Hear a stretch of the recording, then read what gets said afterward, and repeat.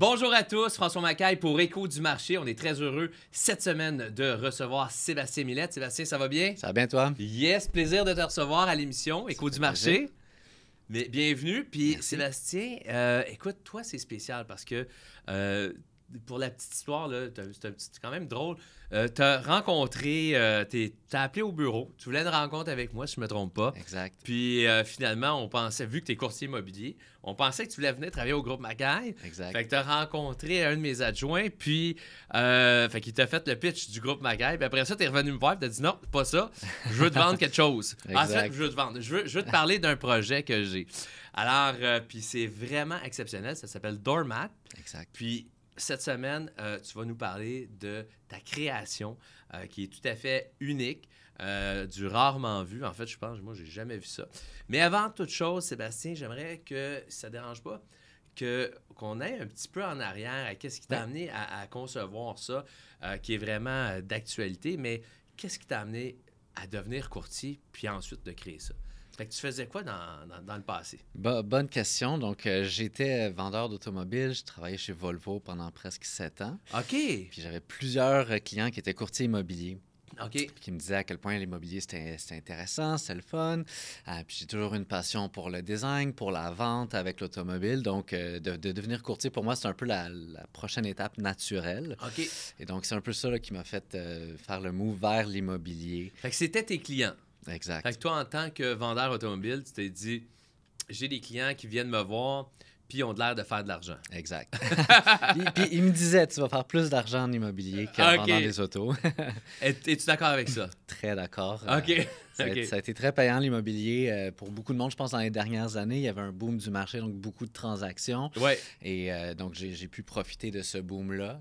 OK. 2023 a été un petit peu plus slow pour tout le monde. Ouais, exact. Moins de transactions sur le marché, donc on s'ajuste. Puis ça m'a permis de travailler plus sur Doormat, justement, dans la dernière année. Donc, ça fait combien de temps de ça que tu es devenu courtier immobilier, toi? Je suis devenu courtier il y a environ 4 ans. OK, parfait. Fait que 2019, 2020, 2019? Oui, exactement. Parfait, OK. Puis là, puis avant ça, dans le domaine de l'automobile, fait que tu as toujours été dans la vente. Exact.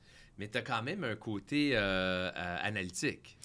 Oui, donc même quand j'étais en automobile, ma force était de bien comprendre justement le pricing des véhicules et les véhicules comparables. Donc, j'étais très aidant pour mes clients dans leur processus d'achat. Tu voulais que ça soit un achat rationnel. Exactement. Donc, c'est sûr qu'il y a le côté passion quand on achète une voiture, surtout dans les véhicules de luxe, comme je vendais. Mais ça vient avec le côté rationnel, comme dans les maisons, qu'il faut que les dollars fassent du sens en arrière de tout ça. Donc, oui, exactement. J'ai eu du talent à bien jongler entre ces deux facettes-là de la transaction. OK, excellent. Puis là, fait que là, tu as décidé de suivre ton cours. Est-ce que le domaine automobile ça allait bien quand même ou c'était vraiment... Oui, l'automobile a eu des très bonnes années aussi juste avant la pandémie. Puis Volvo est une marque qui est en train d'exploser là, quand je suis parti. Mais c'est ça, c'est l'immobilier, je voyais qu'il y avait quelque chose à faire que ça. Et un peu ce qui m'a amené à travailler vers Doormat, c'est que j'avais commencé à rénover des propriétés aussi. J'avais acheté des propriétés, je les avais rénovées, je les avais revendues. Puis j'aimais le côté... design, rénovation, architecture, mais aussi le côté transactionnel de la chose. Mais je me suis heurté à un problème assez rapidement à combien je dois acheter, à combien je dois vendre les propriétés une fois que je les rénovées. Okay. C'est un peu ça qui a été le trigger pour commencer vers Doormat. Ah, OK. Puis ça, c'est un bon point parce que beaucoup de nos courtiers immobiliers, en fait, on se fait approcher souvent par des gens qui veulent, entre guillemets, flipper des maisons. Donc, acheter une maison qui a besoin de rénovation, la rénover, la revendre. Puis pour un courtier immobilier qui est pas 100% en confiance, ben des fois, ça va être dur de dire à son client oui, tu vas la revendre à 600 000 alors qu'il n'est pas 100% certain. Exact. Puis le calcul, en fait, pour les gens qui nous écoutent, qui font ça, des flips de maison, ben tu sais, il y en a beaucoup qui ont des Excel, puis des crunchers qu'on appelle pour voir là, justement les différents coûts reliés à ça. Mais le prix final, c'est celui-là. Les coûts, on peut estimer des travaux de rénovation de 100 000, après ça, des frais de notaire, des ci, des ça. Mais la valeur future, ça prend le courtier pour trouver ce prix-là. Puis si le courtier se trompe, écoute, vite comme ça. Je ne mentionnerai pas de nom, mais j'ai déjà un de mes courtiers qui faisait beaucoup. Il est avec nous aujourd'hui, là. Puis heureusement, non. Mais il faisait beaucoup de flips. Il aidait des gens à flipper.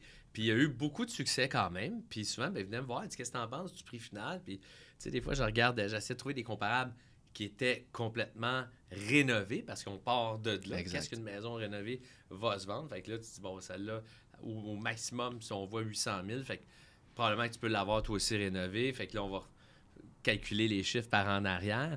Puis, ben, il s'était trompé sur une, puis le client... il a perdu de l'argent? En fait, le client, oui, il était pas capable de revendre la maison au prix. Fait que là, après 3-4 mois, il a dit, ouais, ben, il dit, hey, c'est toi qui t'es trompé sur le prix. Et tu vas payer mon hypothèque. Mon conseiller s'en vient voir, il dit, ça me coûte cher, je paye l'hypothèque de mon client. Comment tu payes l'hypothèque de ton client, toi? Il dit, ouais, je me suis trompé sur la valeur. Puis il dit, mon client... pas gentil. Il a voulu partager le risque. Ouais, c'est ça, il a partagé le risque. Fait que, écoute, mets-toi plus dans une position comme ça. Là. De un, là, tu sais, faut que tu fasses attention. Ouais, il faut savoir où est-ce que sa job à l'arrêt dans le courtage. Ouais, c'est ça, il était peut-être un petit peu trop loin là, dans son travail ou dans ses garanties, mettons. C'est lui le financier, finalement. C'est ça, il finançait la perte. Bon. En tout cas, finalement, il s'en est sorti. On a fini par vendre la maison. Mais oui, de là, juste pour dire que de trouver le prix, la valeur future, c'est quand même un exercice. Puis on sait, bien sûr, que, puis je sais que tu vas nous en parler, que dépendant des quartiers, c'est pas toujours les mêmes choses. Une cuisine à Westmount, une cuisine à Saint-Henri ou à Vaudreuil-Dorion, c'est pas la même chose, exact. Exactement. Fait qu'il faut savoir bien calculer. Puis c'est de là que toi, ça a été ton élément déclencheur de dire comment je peux faire ça. Exact. Donc, un peu comme tu as dit tantôt, tout le monde a un peu son Excel ou son Cruncher pour... N'importe qui fait plus qu'une ou deux transactions immobilières va vouloir avoir un petit système pour analyser les maisons, pour bien comprendre quand il achète, s'il achète au bon prix, si c'est affiché au bon prix. Donc, je suis parti de ça, moi aussi. Puis j'ai rencontré un client, un de mes clients chez Volvo qui avait beaucoup d'argent puis qui m'avait dit « J'aimerais ça faire des investissements immobiliers, donc j'aimerais ça que tu me fasses un système que je puisse savoir combien je vais acheter, combien je vais vendre et qu'on sait qu'on va rentrer à peu près dans notre argent. » Donc, je suis arrivé chez moi, j'ai regardé mon Cruncher, mon Excel, puis j'ai essayé de l'appliquer sur des nouvelles transactions, voir est-ce que je suis capable de savoir à combien ça va se vendre. Puis, je me suis rendu compte rapidement que ça me manquait un petit peu de précision, mon affaire. Donc, il y avait une belle analyse qui était faite avec les pieds carrés, avec les nombres de chambres, avec toutes sortes de critères. Puis je me suis rendu compte qu'il manquait un petit quelque chose pour que ça soit vraiment solide puis que je puisse dire à un investisseur, en le regardant dans les yeux, on va faire de l'argent en achetant cette propriété-là à ce prix-là. Ouais. Donc, ça a été de ça que c'est parti. Et là, on s'est rendu compte qu'il y a moyen de calculer mieux ces choses-là, mais que ça prend énormément de data. Donc, comme tu disais il y a quelques instants, une propriété qui est rénovée ou une propriété qui n'est pas rénovée, ça ne se vend pas le même prix. Exact. Donc, on a commencé à regarder, OK, les propriétés rénovées se vendaient combien, les propriétés pas rénovées se vendaient combien. Puis, en faisant ça, on s'est rendu compte que des fois, c'était difficile de savoir est-ce que c'est rénové ou c'est pas rénové? Est-ce que c'est rénové à moitié? Est-ce que c'est bien rénové? Donc, c'est là qu'on s'est rendu compte que une des choses les plus importantes, c'était de bien analyser le niveau de rénovation des propriétés. Exact. Puis ça, c'est quelque chose que la plupart des courtiers d'expérience, ils font assez bien, ils font automatiquement. Ils rentrent dans une maison, ils voient comment les choses sont construites, avec quel genre de matériaux, ça fait combien de temps que c'est rénové, y a-t-il des grands plafonds, des grandes pièces, des grandes fenêtres. Les courtiers ont un peu cette habitude, cette pratique-là de voir les différents types de propriétés, puis de classer dans leur tête où est-ce qu'on se situe en termes de rénovation, puis on essaie de trouver des comparables qui se ressemblent. C'est ça. Donc, on essaie de trouver des comparables qui sont dans la même catégorie de rénovation, dans la même dimension, superficie de maison, dans le même secteur, parce qu'il y a des secteurs qui sont différents. Et donc, nous, on a essayé de prendre tout ça, puis d'utiliser l'intelligence artificielle pour calculer les différences entre ces différents niveaux de rénovation, pour calculer les différences entre les différents secteurs. Puis quand tu dis, on a décidé d'utiliser l'intelligence artificielle, c'est l'intelligence artificielle de qui? Ça, c'est une bonne question. On entend beaucoup parler d'intelligence artificielle dans les médias depuis quelques années avec ChatGPT. Ouais. En fait, l'intelligence artificielle, c'est simplement des statistiques qui sont très avancées. Ouais. Donc, on regroupe ça sous le nom intelligence artificielle, mais c'est vraiment des statistiques. Mais au lieu que ce soit des statistiques vraiment simples comme un prix au pied carré, mettons, qui est une statistique simple, on va beaucoup plus en détail que ça. Donc, l'intelligence artificielle, elle va calculer un genre de pourcentage de chances que ce qu'on lui dise soit vrai ou pas. Okay. On va calculer, est-ce que c'est vrai que cette propriété-là va se vendre plus cher si elle est rénovée, elle est de telle dimension, elle a tant de garages, tant de chambres à coucher. Donc, c'est vraiment des statistiques qui sont derrière tout ça. Mais toi, est-ce que tu as une formation en statistique, en mathématiques, Malheureusement, programmation? j'ai une belle formation en vente de voitures. Donc, Okay. ça a été un challenge au début parce que oui. j'avais une volonté de mieux calculer, mais je n'avais pas les outils. Les outils, exactement. Donc, j'ai dû un peu apprendre par moi-même sur YouTube. Vraiment, il y a tellement de ressources sur Internet, sur les statistiques, sur l'intelligence artificielle, sur l'immobilier. Fait que j'ai commencé à étudier ça pour comprendre un peu c'était quoi les limites de l'intelligence artificielle en immobilier. OK. Puis, en faisant ça, ben là, j'ai appris comment faire les statistiques de base, les statistiques un peu plus avancées. Puis au fur et à mesure que j'ai avancé mon projet, j'ai rencontré des gens qui sont spécialisés là-dedans, des mathématiciens, des statisticiens, des spécialistes d'intelligence artificielle. Puis c'est là que j'ai réussi à monter une équipe avec du monde qui ont une passion, qui ont un knowledge incroyable sur les statistiques, sur l'intelligence artificielle. Puis qu'avec mon expérience en immobilier sur le terrain, on a réussi à combiner ces deux choses-là ensemble pour créer Doormat. OK, parfait. Puis, vraiment intéressant parce que, justement, c'est la preuve que des fois, quand tu as la volonté d'accomplir quelque chose, tu vas mettre en place les éléments pour y arriver. Puis, c'est ce que tu as fait. Exact. Félicitations, chapeau. Merci pour beaucoup. Ça. C'est vraiment... Ça n'a pas été facile. C'est vraiment impressionnant, surtout qu'on l'a testé, puis on continue de le tester. C'était drôle, le matin, tu sais qu'on a nos meetings le mardi matin. Ouais. Puis, à un moment donné, on a un intervenant qui est venu. Puis, fait que je me suis reculé un peu, le laissé parler. J'arrive en arrière d'un de mes courtiers, il est sur Doormat. Là, j'étais comme, OK, je cherchais une valeur. Fait que c'est sûr que, ouais, on l'a calculé on a fait plusieurs essais, puis ça fonctionne très, très bien. Alors, dis-nous donc un peu plus précisément, c'est quoi Doormat? Puis qui a accès à Doormat? Parce que là, actuellement, notre public ici est quand même assez large. Ouais. On est sur les plateformes de streaming de Spotify et de Google. On est sur Google Apple? Ou Apple Music. Ouais, Apple Music, excuse. Puis c'est une station aux gens de Google, finalement. Puis on est sur, bien sûr, YouTube. Puis ça va passer aussi sur toutes les plateformes. Je vais souvent passer sur Instagram aussi des échantillons. C'est ça. On fait souvent des teasers là-dessus, là, des petits bouts pour amener les gens à voir la vidéo qui sort le vendredi. Alors, donc... on est un petit peu partout. Puis les gens qui nous regardent, c'est ça. Il y a beaucoup de courtiers immobiliers qui nous regardent, mais aussi monsieur, madame, tout le monde, des gens, des acheteurs, des vendeurs qui auraient intérêt à utiliser Doormat aussi, qui peut s'avérer vraiment un outil pour même, si vous êtes courtier immobilier, pour assister le courtier immobilier dans son travail. Je trouve que c'est vraiment... Maintenant, on l'utilise justement. On dit, bon, regarde, nous, on a fait notre exercice. Doormat, il dit quoi? C'est un bon outil de validation. Validation aussi, oui. Donc, je vais passer au travers un peu de c'est quoi Doormat. Donc, Doormat, c'est une plateforme d'évaluation immobilière interactive et gratuite. Donc, c'est gratuit pour tout le monde, autant pour le grand public que pour les courtiers immobiliers. Moi, je l'ai créé à la base pour moi comme un outil de travail, pour m'aider dans mon travail. Autant quand j'achetais des propriétés pour moi-même que si j'avais un client qui m'appelait « Hey, j'ai vu une maison à telle adresse, à tel endroit, combien ça vaut? » Exact.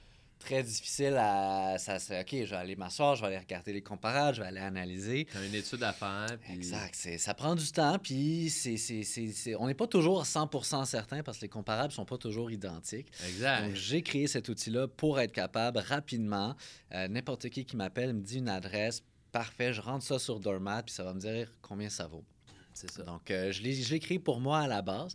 Et maintenant, on a décidé de l'ouvrir au grand public gratuitement parce qu'on trouve que c'est le grand public qui a le plus besoin d'accès à cette information-là en ce moment. Exact. Donc, l'idée, c'est que... c'est changeant. Ça change à tous les mois. Il y a des secteurs qui évoluent plus que d'autres. Le marché immobilier change. Donc, nous, c'est quelque chose qu'on fait automatiquement, qu'on recalcule à tous les mois pour être sûr qu'on suit le marché puis qu'on a une valeur qui est toujours au bon endroit. À jour, oui. Exact. Puis que c'est facile à suivre parce que... Même en tant que courtier, des fois, on peut évaluer un secteur, le marché peut changer. Oui. On n'a pas nécessairement les outils pour être hyper précis dans ces analyses-là. Exactement. Donc, en tant que courtier, j'utilise vraiment pour... C'est ça, me valider dans les analyses que j'ai faites d'un secteur. Puis en tant que grand public, des fois, quand je n'ai pas mon chapeau de courtier, justement de pouvoir... avoir la valeur. Toi, tu as un intérêt de l'acheter, tu sais, ça vaut combien, puis ça vaut combien dans ce secteur-là. Exact. Puis bien comprendre le secteur, exact. Oui. D'ailleurs, quand tu nous as fait la présentation, là, on va, bien sûr, sur le podcast, on va donner accès aux gens là, à Doormat avec le lien pour le site web. Et quand tu es venu nous faire la présentation, justement, tu nous montrais, je ne sais pas si on va avoir l'occasion de le montrer ici dans le podcast, peut-être que oui, on pourra faire défiler là, quelques tableaux. Ouais. Tu nous montrais comment l'importance des zones, tu avais des zones par couleur. Tu nous parlais un petit peu de comment tu fais ça. Donc, dans la description de Doormat, j'ai dit c'est gratuit et c'est interactif. La partie interactive vient de deux choses. Donc, on a une carte interactive qui nous permet de voir visuellement quels secteurs sont plus chers et moins chers. C'est ça.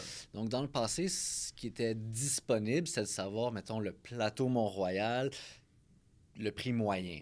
Mais ça ne nous dit pas grand-chose. Puis à l'intérieur du plateau Mont-Royal, il y a des secteurs qui sont plus chers, il y a des secteurs qui sont moins chers. Dans à peu près tous les secteurs, il y a des zones qui sont mieux, des zones qui sont un peu moins chères. C'est-tu vrai que l'Est est moins cher en temps normal que l'Ouest? Oui.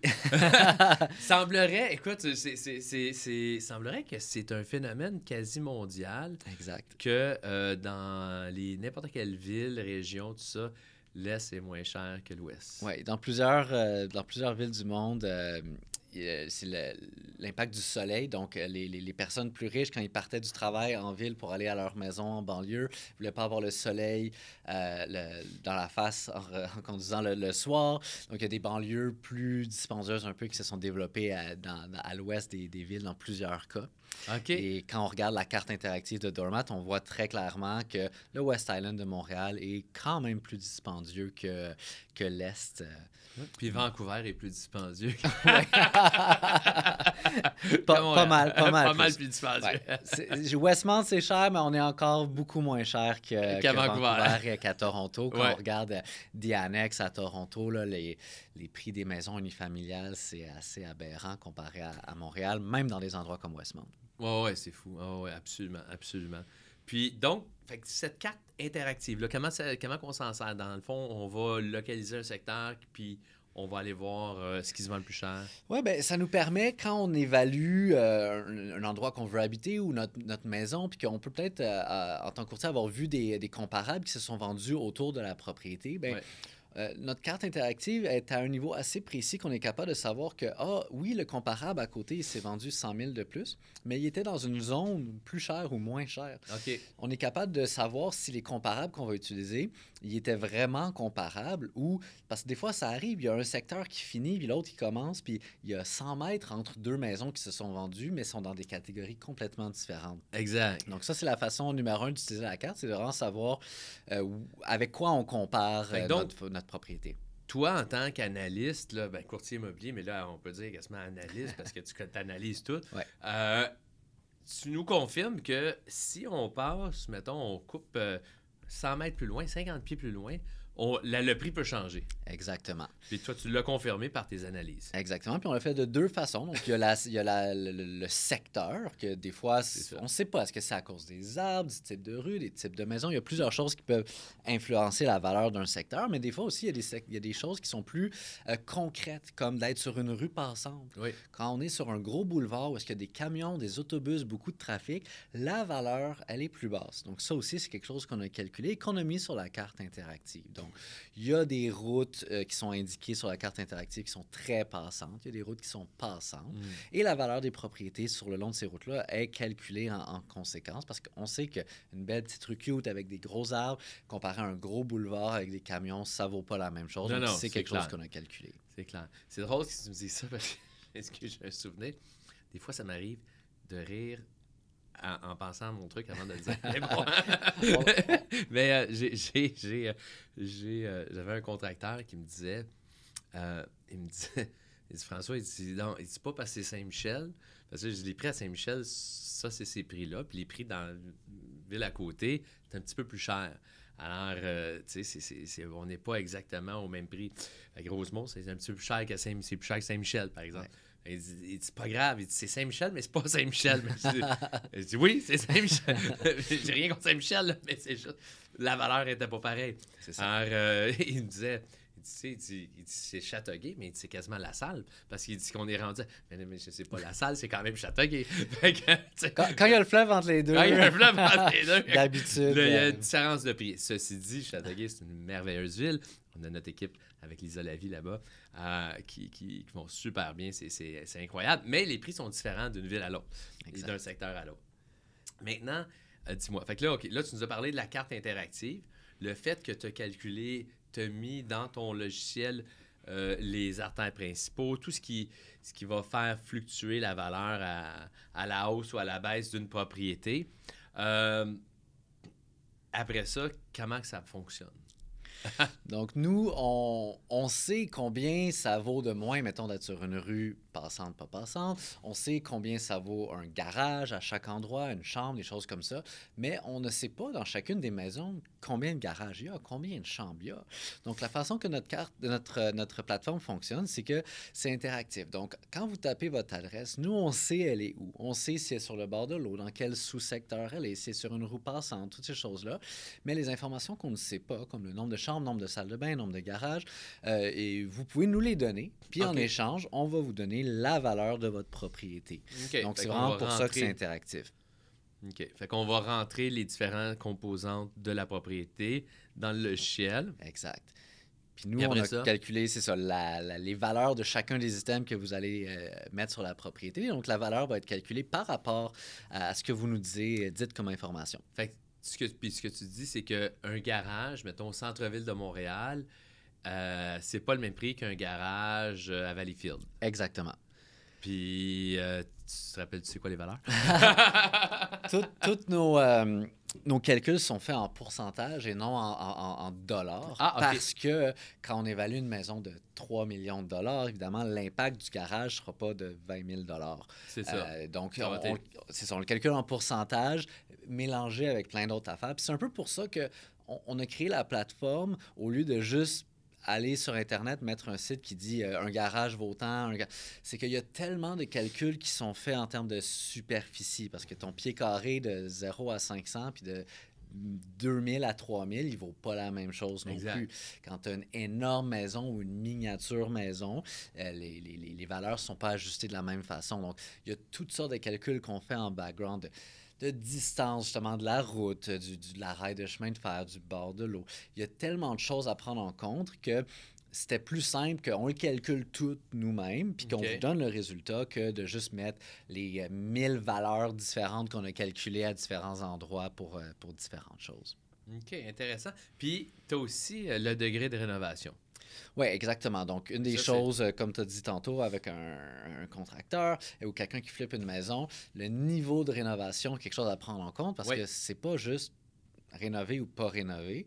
Il y a aussi, si c'est bien rénové, si c'est très, très bien rénové. Donc, on l'a appelé notre échelle de luxe. Échelle de luxe. Oui, parce que c'est pas tout le monde qui a une propriété de luxe, sinon ça ne serait pas des propriétés de luxe. Exact. Donc, l'idée, c'est de différencier les maisons par le niveau de luxe, qui est souvent pris au travers des rénovations. Mais là, on ne parle pas de simplement les matériaux. Les matériaux, c'est une des choses qui font qu'une maison va être plus luxueuse qu'une autre. Mais une maison de luxe, il y a toutes sortes de choses qui fait que c'est luxueux, que ce soit la grandeur des plafonds, la taille des pièces, le côté unique de la chose aussi. Donc, il y a vraiment le luxe, c'est un peu différent pour chaque personne. Comment tu peux, parce que je sais que c'était quand tu es venu au bureau, c'était un sujet dont ça a été agréable de parler de ça parce que on sait que on rentre chez des gens, puis pour certaines personnes, le luxe, c'est ça. Pour d'autres, c'est ça. L'œil d'un courtier immobilier ou d'un évaluateur agréé va être peut-être plus objectif dans le sens que si on est un courtier immobilier avec un peu d'expérience, qu'on a visité des maisons dans différents quartiers, on va savoir que cette cuisine-là, elle est correcte, mais elle n'est pas luxueuse. Exactement. Elle est belle, mais pas... Ça, est-ce que... C'est l'individu qui pourrait peut-être s'amuser à faire échelle de luxe bien, excellent ou... Exact. Donc, vu que c'est interactif, on n'est pas en train de dire que cette propriété-là, c'est un 8 sur 10, cette propriété-là, c'est un 6 sur 10. C'est ça. On peut le calculer à chacune des valeurs parce que justement, c'est quelque chose qui est subjectif. Mais des tests qu'on a faits, on a vu assez clairement que si tu trouves que c'est une maison à 7 sur 10 puis que je trouve que c'est une maison à 7,5 sur 10, ça fait du sens. Il n'y a pas beaucoup de monde qui vont penser que c'est un 2 sur 10. Ouais. On sait qu'il y a un petit range au travers de ça, mais on sait que ça ne sera pas des extrêmes non plus. Ça nous permet de savoir dans quelle catégorie on se situe. Mais c'est un bon point parce qu'après notre rencontre la dernière fois, on est en train de travailler sur notre interface justement pour rendre cette décision-là plus facile. Donc, on est en train de rajouter des photos sur la plateforme pour montrer un peu aux utilisateurs c'est quoi un 10 sur 10, c'est quoi un 8 sur 10. OK, fait que l'utilisateur peut voir, peut constater c'est quoi, puis fixer sa maison. C'est une très, très bonne chose parce que, dans le fond, ça va faire en sorte que les gens réalisent davantage parce que, tu sais, si ton expérience de vie, c'est ça, tu as vécu dans des appartements, tu as eu un premier, ou tu as un condo, une maison, mais qui n'est pas nécessairement, qui est dans l'entrée de gamme. Si on veut, ben c'est sûr que la cuisine ne sera pas un 10 sur 10. C'est ça. Puis c'est un bon point que tu dis. J'en ai vu des courtiers qui n'avaient pas fait beaucoup de transactions sur des propriétés de luxe. Puis des fois, ils trouvaient que des choses moi qui ai fait un petit peu plus de luxe dans mon courtage à date, je voyais que c'est des trucs qui étaient beaucoup moins luxueuses que d'autres choses que j'avais vues. Puis eux étaient comme, wow, c'est le plus beau que j'ai vu. Exact. Fait que c'est sûr qu'il reste un côté subjectif, mais on va essayer de réduire ça en donnant des exemples qui sont un peu plus concrets. Puis une des choses que j'ai utilisées comme analogie dans le passé, puis qui aide les gens à comprendre un peu le luxe, c'est que c'est les voitures. Vu que je travaille dans l'automobile avant. Ben oui. Puis je sais que tu aimes les belles voitures aussi. Oui. Il y a une différence entre une Ferrari puis une BMW. Puis quelqu'un qui conduit une Honda Civic va dire que une BMW, c'est un véhicule de luxe. Et ça l'est. Ouais. Mais c'est pas le même luxe qu'une Ferrari ou qu'un Range Rover. Donc, c'est le genre de scale qu'il faut comprendre que même si 90% du monde ont des voitures ou des propriétés qui sont pas luxueuses, qui sont belles, sont vraiment intéressantes, mais sont pas luxueuses. Exact. Fait que c'est ça qu'il faut prendre en considération, que même si ma propriété, c'est un 4 sur 10, ça veut pas dire qu'elle est laide, ça veut pas dire qu'elle vaut pas cher, ça veut juste dire que c'est pas une propriété de luxe. C'est correct aussi. C'est ça. D'où je trouve que ce côté-là, puis c'est ça qu'on parlait l'autre jour aussi, faut quand même être, tu sais, c'est un logiciel qui nous permet d'évaluer le prix. Rendu à cet élément-là, c'est un petit peu touché parce que, comme tu dis, c'est pas parce que ta maison, c'est un 4 sur 10 que toi t'as envie, t'es un cabochon. Exact. C'est pas que il n'y a rien contre la personne de couple qui vit là. C'est juste que faut juste savoir qu'effectivement, comme les voitures, t'as une voiture à 15 000 versus une voiture à 80 ou à 150 000. Exact. Il y a une différence, puis c'est correct. Ça fait la même job, ça te mène du point A à B. L'autre, ça te fait vivre ta vie, tu as un toit sur tes épaules. Fait que c'est parfait, mais c'est différent. Ça nous permet juste de mieux évaluer. Donc, c'est là qu'on voulait peut-être introduire les courtiers dans notre processus de... Oui, de savoir le prix, c'est le fun. Ça nous donne un bon starting point, mais c'est pas une vente. Tout ce qui va autour de la vente, c'est le courtier qui est pro. Puis mettre cette valeur-là autour de la mise en marché, tout le côté de vente. Une fois qu'on connaît la valeur de notre maison, on continue de penser que c'est les courtiers immobiliers qui sont les mieux placés pour mettre ça en valeur. Absolument, parce que d'où l'autre côté, à un moment donné, que les courtiers immobiliers, ou certains courtiers disent, est-ce que l'intelligence artificielle va nous remplacer? Est-ce que nos jobs notre travail est menacé? Moi, je dis tout le temps, il n'y a pas de danger là. De trouver la valeur de la propriété, c'est pas le seul service qu'on offre. Ça fait partie de l'ensemble des services qu'on offre.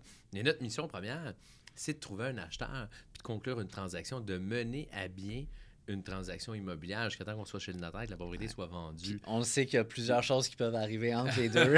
C'est ça, exactement. Donc, ça prend des habiletés de communication, de négociation qui sont autres qu'une capacité d'évaluer. Puis moi, je dis souvent aux gens, l'évaluation, c'est vrai que c'est tellement important parce que le pricing d'une maison, on le voit, on en parlait ce matin à notre meeting. Qu'est-ce qui fait qu'une maison reste encore sur le marché tandis que d'autres s'envolent rapidement? C'est qu'on n'est tout simplement pas au bon prix. Puis on sait très bien qu'en 2023, on regarde la majorité des statistiques, il y a eu une baisse, 5 à 10 % pas mal partout, dans plusieurs régions. Alors, c'est sûr que quand on se fiait sur les prix de 2022 pour mettre nos maisons en vente en 2023, quand on est dans une pente descendante, ça ne se vend pas. Alors là, on arrive, qu'est-ce qui se passe? Oui, mais le voisin, il l'a eu, mais là, les taux d'intérêt ont fait ça, le prix du marché, il s'est fait ça. Donc, là, ça stabilise. C'est une statistique intéressante par rapport à ça. Il y a environ 30 % des propriétés qui vont sur le marché qui ne se vendent pas. C'est beaucoup. 30 % qui ne se vendent pas. Il y en a 3 sur 10 qui ne se vendent pas, alors que 10 sur 10 pensent qu'ils vont se vendre. Exactement. Puis je dirais que dans 99 % des cas, c'est le prix qui fait que la propriété ne se vend pas. C'est ça. Donc, il faut juste trouver le bon prix pour chaque propriété. C'est ça. C'est dur des fois pour un propriétaire à l'admettre, à dire, écoute, je ne suis pas au bon prix. Puis souvent, ben, tu sais, des gens se sont fait dire, ben, regarde, ta maison a vaut tant, un voisin t'a dit non, tu restes dans un complexe de... Souvent, je vois ceux qui restent dans des complexes de maisons de ville, ils parlent à des voisins, nos maisons, ils sont rendus que nos maisons valent 900 000. Ouais, si avant, le valant pas en bas de ça, là, tout à coup, ben ouais, mais sinon, ça se vend le plus cher, vendu 750, pas 900. Là. Des fois, c'est ça, c'est d'arriver avec la réalité. Puis Doormat, ben, permet aux gens, des fois, je trouve ça, c'est pour ça que moi, je suis content de faire la promotion de Doormat, puis de l'utiliser avec mes courtiers. Parce que je trouve que d'avoir en guillemets, en anglais, on dit un third party, un œil externe qui arrive, qui dit, écoute, c'est pas moi, là, oui, moi, je vous suggère 7,50 comme prix. Puis mon analyse personnelle de professionnel de l'immobilier me dit que ça vaut 7,50. Puis là, ici, j'ai un logiciel qui c'est pas moi qui l'ai inventé. C'est Sébastien. Moi, je peux te dire, c'est moi qui l'ai inventé. Ouais, c'est ça. Toi, tu vas dire, c'est moi qui l'ai inventé. Moi, on va dire, c'est Sébastien. Fait que si vous n'êtes pas content du prix, vous appelez Sébastien. Fait que, puis là, je vais dire, on va rentrer ça là-dedans. Puis on peut le faire même chez le client directement. Puis dire, regardez, ça vaut tant. Fait que félicitations pour le logiciel. Maintenant, ce logiciel-là, il est disponible. Où? Qui peut l'utiliser? Donc, c'est ouvert à tout le monde. Doormat.ca, D-O-O-R-M-A-T-H, donc porte mathématique. On essaie d'aller chercher le côté calcul derrière ça. C'est bon. Mais vous pouvez aussi aller sur combiensavo.com et ça va vous amener à la même place, qui est notre version française de l'application. Et donc, c'est vraiment ouvert à tous. Vous n'avez même pas besoin de créer de compte. Vous pouvez juste taper votre adresse directement, remplir les caractéristiques qui sont manquantes. Si vous n'êtes pas certain du niveau de luxe de votre propriété, demandez à votre courtier. Parce que ça a un gros impact sur le prix. Mais c'est ça. Quelqu'un qui a un peu plus d'expérience comme un courtier qui en a vu d'autres va être beaucoup plus facilement capable de mettre un chiffre précis là-dessus puis d'arriver à la bonne valeur au final. Exact. Mais c'est fait pour être ouvert à tout le monde. Principalement même pour aider les courtiers, justement, comme tu dis, quand tu arrives avec un client qui pense peut-être que sa maison vaut plus ou vaut moins, ça permet de commencer à un point neutre la discussion sur le prix. Donc, c'est souvent plus facile d'avoir une discussion quand on est dans le bon bracket que si le client il pense que sa maison en vaut 900 000 et qu'elle en vaut 700 Là, il va peut-être avoir un petit deuil à faire à l'intérieur avant d'avoir cette discussion-là. Doormat permet vraiment d'avoir un middle ground qui est beaucoup plus neutre. C'est bon, c'est bon. Puis c'est disponible où au Québec? En ce moment, on couvre Montréal, Laval, la rive nord jusqu'à juste avant Saint-Jérôme. Donc, Blainville, on le fait. Sainte-Sophie, on le fait. Mirabel, on le fait. Et du côté... on va jusqu'à environ Repentigny. Au nord. Au nord, puis au sud, on va Saint-Lazare, Hudson. Rigaud? Rigaud aussi, ouais. Non, pas encore Rigaud, mais ça s'en vient. Ça s'en vient, résident de Rigaud. Et toute l'équipe La Vie, Châteauguay. On fait pas Kanawake. Parce qu'il n'y a pas vraiment d'informations sur les propriétés dans ce coin-là. Mais on fait toute la rive sud là, jusqu'à l'autoroute 30, en gros. OK, parfait. Puis on a commencé à rajouter cette semaine Saint-Jean-sur-Richelieu, Belleuil, Mont-Saint-Hilaire, McMasterville. Donc, on est encore en train de finaliser des analyses. Saint-Hyacinthe? Pas encore Saint-Hyacinthe. Laurie? Ça s'en vient. Oh, ça s'en vient, Laurie. Laurie, qui est une de nos courtières à Saint-Hyacinthe, ça s'en vient. Mais ce qui est intéressant, c'est que notre plateforme, vu qu'elle prend l'information que vous nous donnez quand vous mettez votre adresse, le nombre de chambres, ces choses-là, plus il y a de monde dans un secteur qui vont taper leur adresse, qui rentrent leurs caractéristiques, plus c'est rapide pour nous d'ajouter ce secteur-là. Okay. Donc, parlez-en à vos voisins si votre secteur n'est pas encore couvert. Dès qu'il y a quelques personnes qui commencent à rentrer leurs informations dans un secteur, nous, on reçoit ça, puis on met le focus, on va développer ces secteurs-là en premier, où est-ce qu'il y a de la demande, en fait. Puis, qu'est-ce qu'on peut s'attendre? Doormat, pourquoi c'est gratuit?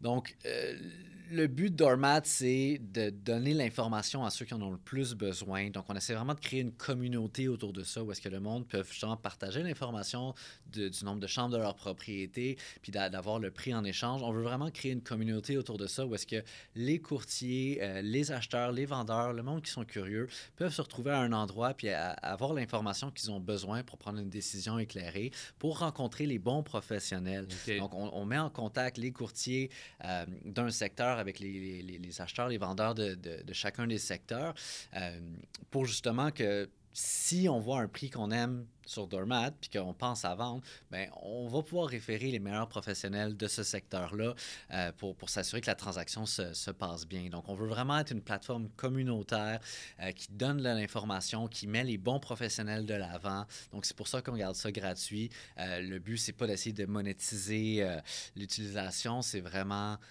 de donner l'information puis d'avoir une belle communauté autour de ça. Parfait. Puis, Doormat 2024, qu'est-ce qui s'en vient? Beaucoup de choses. Oui. On ajoute plusieurs secteurs en 2024. Ouais. On a commencé à ajouter des photos des propriétés, donc n'importe quel tour à condo. On a mis des photos des espaces communs. On est en train de mettre des photos des unités quand c'est disponible. On permet à tout le monde de mettre des photos de leur propriété. Donc, ça va être vraiment le fun sur Doormat. On va pouvoir browser avec notre carte interactive. On va pouvoir naviguer puis voir toutes les maisons rénovées, les maisons moins rénovées. Ça va être vraiment une belle source d'information. On voit souvent du monde qui vont sur Centris juste pour regarder les maisons, sur du proprio pour regarder les maisons. Le Centris du proprio sont un peu réservés aux maisons qui sont présentement en vente, parce que Doormat, on a toutes les maisons qui existent au Québec et qu'on est en train d'ajouter de l'information sur toutes les propriétés. Donc, ça va être possible de chercher, si vous voulez, un condo de 3 chambres avec une terrasse sur le toit, rénové sur une rue tranquille. On va être capable de faire ces recherches-là facilement. Donc, toute la recherche immobilière va être beaucoup plus facile là, dans la prochaine année grâce à Doormat. Wow! En tout cas, félicitations, Sébastien. Je trouve que c'est vraiment une très, très belle réussite. Je vais te dire, j'ai été vraiment impressionné la première fois que j'ai vu ça. J'étais vraiment heureux parce que j'ai vu que c'est un outil qui pouvait vraiment nous aider les courtiers dans leur travail. Puis, tu sais, il en sort pas trop des outils dans notre travail. Bien, il y a certains logiciels, mais ça, c'est vraiment quelque chose de concret qui va bénéficier l'ensemble des courtiers immobiliers, puis la clientèle, les gens qui veulent avoir des fois une idée, puis même valider ce que leur courtier leur dit, bien, vont sur Doormat, ils peuvent valider ça. Exact. Donc, félicitations pour ta belle réussite. Je vais te souhaiter beaucoup, beaucoup de succès en 2024 avec toutes les nouveautés là, que tu apportes. Puis, je suis convaincu que Doormat va avoir une longue vie qui va nous survivre, finalement. Alors, donc, merci beaucoup de ta présence. Merci, à Écoute du François. marché. Très intéressant, super pertinent également. Alors, je te souhaite beaucoup de succès encore une fois. Merci François, on se reparle dans un an. Parfait, merci. Merci tout le monde d'avoir été avec nous. Je vous souhaite un excellent week-end. À bientôt.